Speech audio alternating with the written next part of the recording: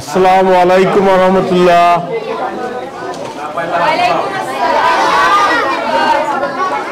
তোমরা জানো সালাম মানে কি? সালামের অর্থ কি? আসসালামু আলাইকুম অর্থ কি? কে বলতে পারবে? দেখি হাত তুলছে, তুমি বলো। আর কেউ সালাম দিলে সালামের উত্তর দেওয়াটা কি? আর যে আগে ওয়ালাইকুম আসসালাম, আর যে আগে সালাম দেয় সব বেশি পায় না যে পরে উত্তর দেয় সব বেশি পায়? যে আগে সালাম দেয়। তো তোমরা আমাদেরকে সালাম দিতে ভুলে গেছো না? আচ্ছা, আমরা কিছু মনে করি নেই, তোমরা ছোট মানুষ, ভুল হতেই পারে, তাই না? আচ্ছা, তোমাদেরকে আজকে আমরা এই যে শিক্ষা উপকরণ দিয়েছি ডাক্তার মুস্তফা হাজরা ফাউন্ডেশনের পক্ষ থেকে। তোমরা একটু এই শিক্ষা উপকরণের এই খাতাটা বের করে দেখবা। কে একজন খাতাটা খোলো তো। এই খাতার সামনে কি লেখা আছে দেখো তো, যে 5-0 প্রকল্প, দেখছো এটা? এই যে এইখানে, এই যে আমি এখানে দেখতেছো না? সামনে এখানে দেখতেছো, সামনে উপরে লেখা আছে 5-0 প্রকল্প, দেখতেছো? এখানে দেখতে পাচ্ছ 5-0? দেখতে পাচ্ছ কিনা 5-0? কেউ একজন পড়তে পারবা এখানে কি লেখা আছে? কেউ একজন দাঁড়ায় পড়ো তো, এখানে কি লেখা? 5-0 এখানে কি লেখা আছে? 0 না, এই যে এখানে কি লেখা আছে বলো, দাঁড়াও 0 অদক্ষ যুবশক্তি, হ্যাঁ 0 গৃহহীন, 0 ভিক্ষুক, 0 চিকিৎসা, হ্যাঁ 0 চিকিৎসাহীন মৃত্যু, তারপরে 0 নিরক্ষর। দেখো, আমরা 5-0 নিয়ে কথা বলেছি। এইটা মানে দেখো, একটা জিনিস আমাদের সবার কি লাগে, একটা ঘর লাগে। আমাদের সবার কি লাগে, কথা বলা যাবে না। এটা দেখো, এই যে আমরা তোমাদেরকে দিয়েছি, এটা লেখা আছে ডক্টর মুস্তফা হাজরা ফাউন্ডেশন,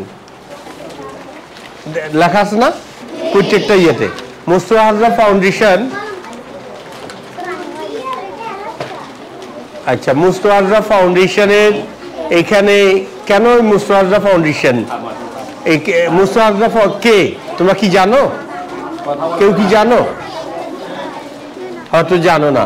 দেখো, এটা আমার বাবা এবং মায়ের নামে। ডাক্তার গোলাম মুস্তফা আমার বাবা এবং হাজরা বেগম হলো আমার মা। তাহলে আমরা কি করলাম? আমরা যে 5-0 প্রকল্প নিয়ে যেহেতু মানুষের জন্য কাজ করতে চাই, মানুষের জন্য যে কাজগুলি আমরা করি সেটা হলো যে 0 নিরক্ষরতা। অর্থাৎ আমরা চাই প্রত্যেকটা মানুষ পড়ালেখা করে বড় হোক।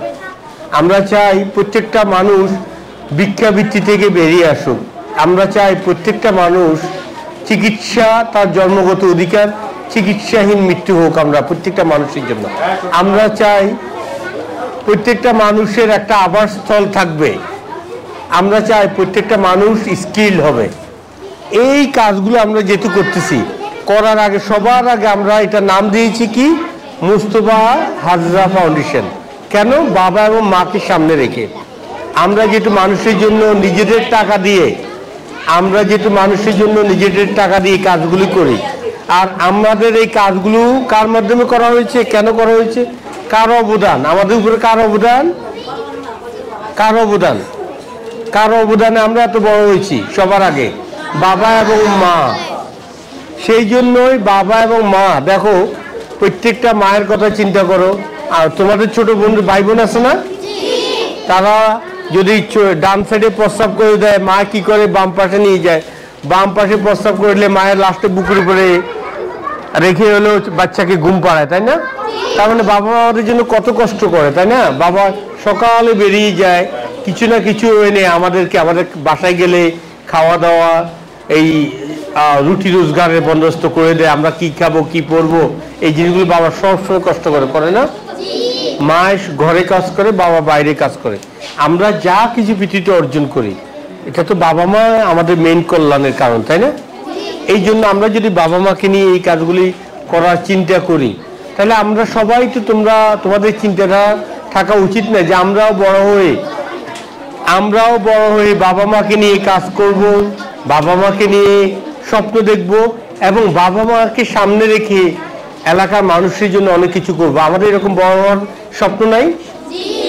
আমাদেরকে আল্লাহ রাব্বুল আলামিন কেন সৃষ্টি করেছে জানো তোমরা? হ্যাঁ, ইবাদত করব। কিভাবে করব? শুধু নামাজ পড়লে কি ইবাদত হবে? নামাজ তো হইল নিয়ম। নামাজ হলো তুমি মুসলমান হিসাবে তোমাকে এই নিয়মগুলো পালন করতে হবে। কিন্তু মনে করো তুমি যদি গাড়ি চালানি, তো তোমার বাবা মা কেউ অনেকে গাড়ি চালায় না? যাদের গাড়ি আছে, কার আছে, তাকে কার চালানোর জন্য কারের একটা লাইসেন্স লাগে না?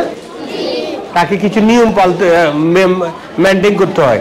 একটা সিগন্যাল দিলে বন্ধ করতে হবে, থামতে হবে, এরপর সামনে আগায় যেতে হবে, তাই না?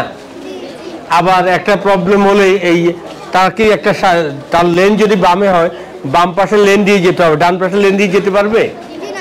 ইসলামে নামাজ, রোজা, হজ, যাকাত এটা হলো ইসলামের নিয়ম। আমাদের চলার জন্য একজন মুসলমান হিসেবে আমাদের প্রাইম অবজেক্টিভ, আমাকে অবশ্যই করণীয়। কিন্তু আমাদের আলটিমেট ডেস্টিনেশন, আলটিমেট ওয়ে হলো আমাদের কি করতে হবে? আমাদের মানুষের কল্যাণের জন্য কাজ করতে হবে। অনেকগুলো কোরআনের আয়াতের মাধ্যমে আল্লাহ রাব্বুল আলামিন বলেছেন। আমাদের এখানে কি কেউ অভদ্র আছেন? তাহলে কথা বলি কেন? তাহলে আমাদেরকে কি করতে হবে? মানুষের কল্যাণের জন্য কাজ করতে হবে। আল্লাহ রাব্বুল আলামিন বলেন যে আউযু বিল্লাহি মিনাশ শাইতানির রাজিম, কুনতুম খায়রা উম্মাতিন উখরিজাত লিন-নাস। হ্যাঁ, আমাদের আল্লাহ রাব্বুল আলামিন মানুষকে অতি উত্তম রূপে সৃষ্টি করার পরে কেন সৃষ্টি করেছেন? পরের অংশ বলে যে আমি মানুষের কল্যাণের জন্য। এখানে আল্লাহ রাব্বুল আলামিন বলছিল যে আমি খ্রিস্টানের জন্য কাজ করতে পারবো না, হিন্দুর জন্য কাজ করতে পারবো না, বৌদ্ধের জন্য কাজ করতে পারবো না, এরকম কোনো কথা বলছে? আমরা যেই ধর্মের হই, আমাদেরকে সমাজের সবাইকে নিয়ে আমাদেরকে কাজ করতে হবে। এটা হলো সবাই কল্যাণের জন্য কাজ করতে হবে। তাহলে এটাই হলো আমাদের পৃথিবীতে বেঁচে থাকা, এবং আল্লাহ রাব্বুল আলামিন এই জন্য আমাদেরকে সৃষ্টি করেছেন। মুসলমান হিসেবে আমাদের যেই দৈনিক যে রুটিন আছে, মান্থলি যে রুটিন আছে, বাৎসরিক রুটিন আছে, আমরা সেগুলো মানব। বাট আমাদের আলটিমেট ডেস্টিনেশন হলো মানুষের কল্যাণের জন্য উত্তম কাজ করা। অনেকগুলো আয়াতের মধ্যে আল্লাহ রাব্বুল আলামিন আমাদেরকে বলেছেন। তাহলে আমরা এই কাজগুলো যদি এইভাবে করার চিন্তা ভাবনা করি, বাবা মাকে সামনে রেখে আমরা সমাজের জন্য এরকম একটা প্ল্যানিং করে কাজ করি, তাহলে আমরা অনেক মানুষের জন্য কাজ করতে পারবো, তাই না? আমরা কি আশা করতে পারি না তোমরা এখন থেকে এরকম স্বপ্ন দেখবা যে এইরকম 5-0 আমি নতুন করে কিছু করব, যার মাধ্যমে হাজার হাজার লক্ষ লক্ষ মানুষকে আমরা মুস্তাজা ফাউন্ডেশন যেভাবে কাজ করতেছি সারা বিশ্বে, সেইভাবে তোমরাও এইরকম স্বপ্ন দেখতে পারো না? কারা কারা এইরকম স্বপ্ন দেখে বাবা মাকে নিয়ে আগামী দিনে এই এলাকার মানুষের জন্য কাজ করবে? হাত তুলো। আমি আল্লাহর কাছে দোয়া করি আল্লাহ যাতে তোমাদের প্রত্যেকটা হাতকে কবুল করেন। আমিন আমিন। ওয়াকে দাওনা আলহামদুলিল্লাহ রাব্বিল আলামিন। তোমরা ভালো থাকো, আবার তোমাদের সাথে দেখা হবে, তোমরা অনেক বড় হও। Thank you. কিছু বলার?